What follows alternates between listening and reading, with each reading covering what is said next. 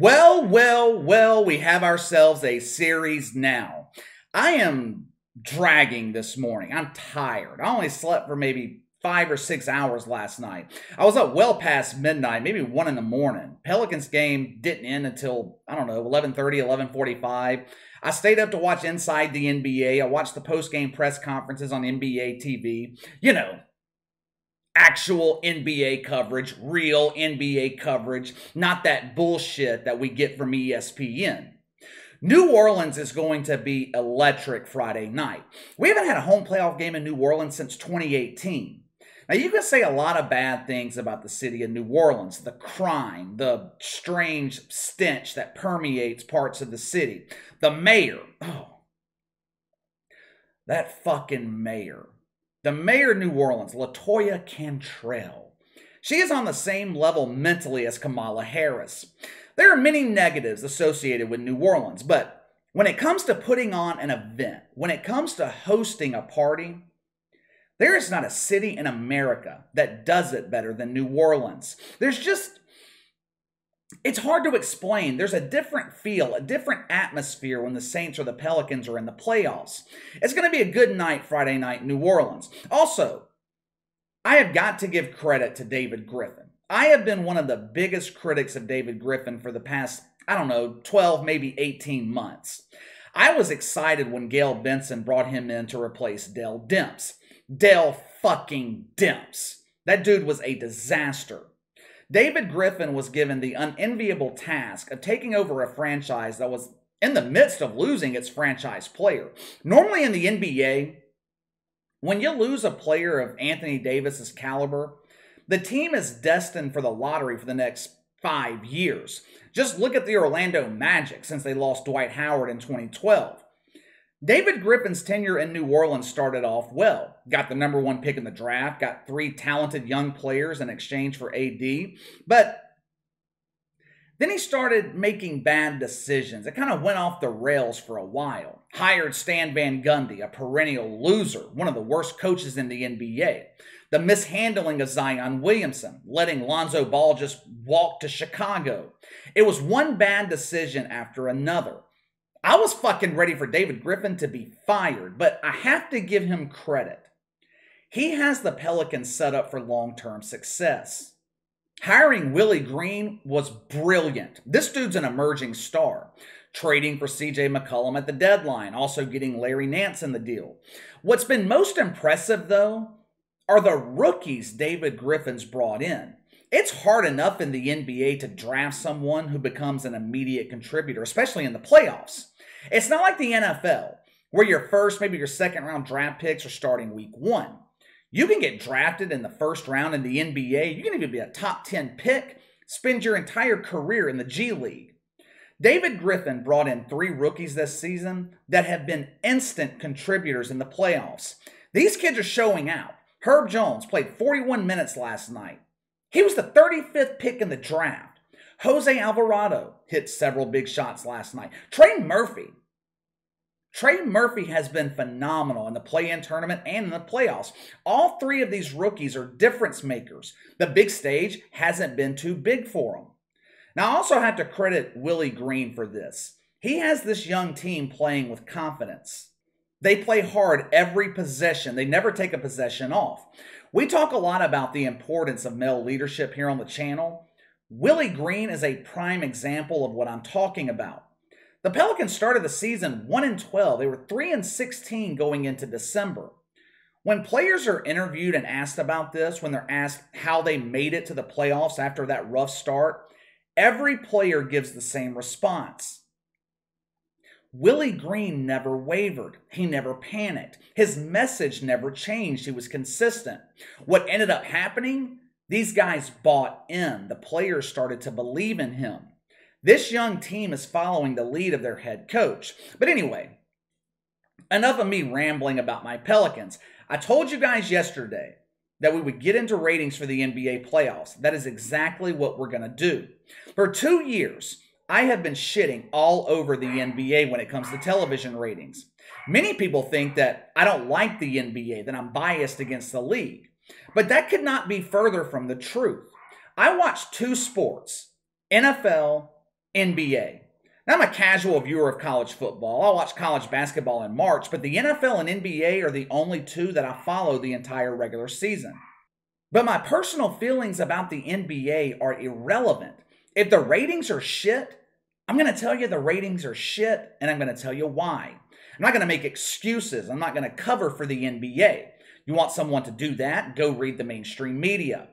Since I criticize the NBA all the time for their numerous failures and mishaps, it's only fair that I give them credit when they succeed.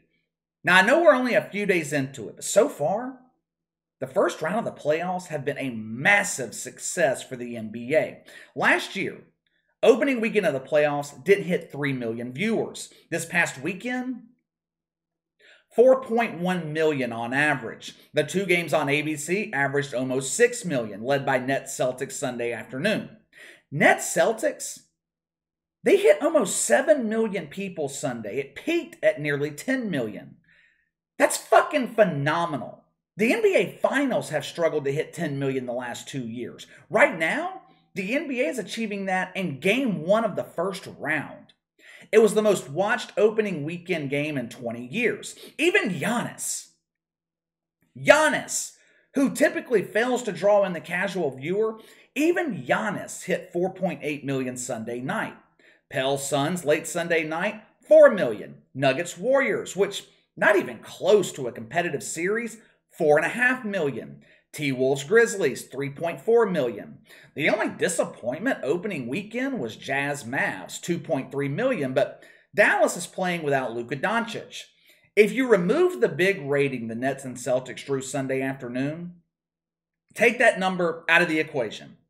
If you remove that, the NBA still averaged 3.8 million this past weekend. Now the question is, how the hell did this happen?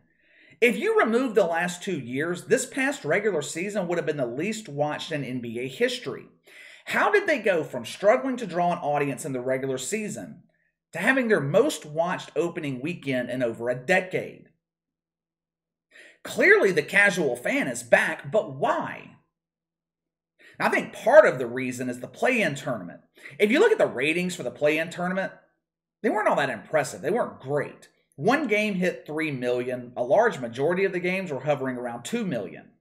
But what the play-in tournament did, it created a buzz around the NBA. It got people talking and clearly got people interested in the playoffs. 5 of the 6 play-in games were decided in the final minutes of the fourth quarter. I think another reason people are willing to give the NBA a second chance, the league they've tempered their wokeness. Yes, the NBA is still in bed with China. Yes, Adam Silver continues to give excellent fellatio to his boo. As horrible as the NBA's relationship with China is, a lot of people, they're a bit more willing to look past that to watch playoff basketball. What they won't tolerate is being called racist, having Black Lives Matter on the court, players kneeling during the national anthem, millionaire athletes denigrating their own country. People are not willing to tolerate that bullshit. Now, I don't give Adam Silver credit very often, but he stayed true to his word. Back in October 2020, he said the NBA was leaving the political bullshit off the court, and for the most part, they've done that. Even LeBron James, even he has leaned a bit off the woke train. Now, speaking of LeBron James, he might be the biggest loser of the opening weekend of the playoffs. Notice I said might be. If the NBA can build on these ratings through the playoffs, it's going to prove they no longer need LeBron James. For most of the last 20 years, LeBron has been the draw for the NBA. Right now, they're drawing without him. Not only are they bringing in good numbers, they are seeing ratings they haven't seen in 10, 15, 20 years. LeBron fatigue is real. A large portion of the casual NBA audience, they're tired of LeBron James.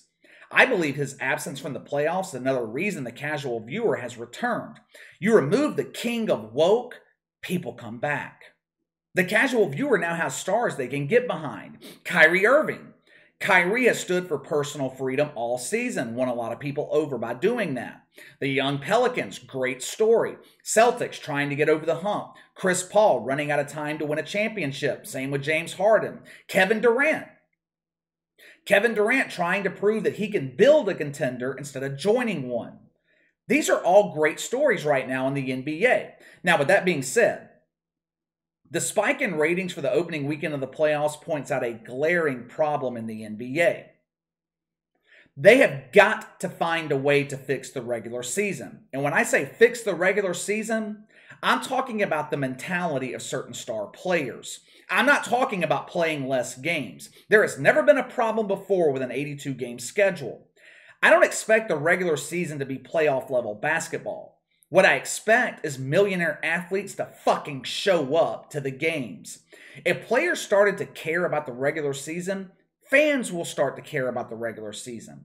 There's always going to be a spike in ratings for the playoffs. The NFL, for example, they might see a 20-30% spike in the wild card round. In the NBA, we're seeing 50, 60, 70% spikes in viewership. That should open the eyes of Adam Silver and prove his league has a serious problem with its regular season. But that's a topic for another day. I don't want to be negative about the NBA in this video. Positive thoughts only. I hope they can sustain this momentum through the postseason. God knows this league desperately needs a great postseason. The reputation of the NBA has been tarnished the last 2 years. But let me know what you think. Are you surprised by the ratings for the opening weekend of the NBA playoffs? Let me know. Sound off in the comments below. Make sure to like and subscribe. Click the notification bell to receive all notifications from the channel. Best way to contact me is by email at btlkc84@gmail.com, KC_BTL84 on Twitter. I'll see you guys later.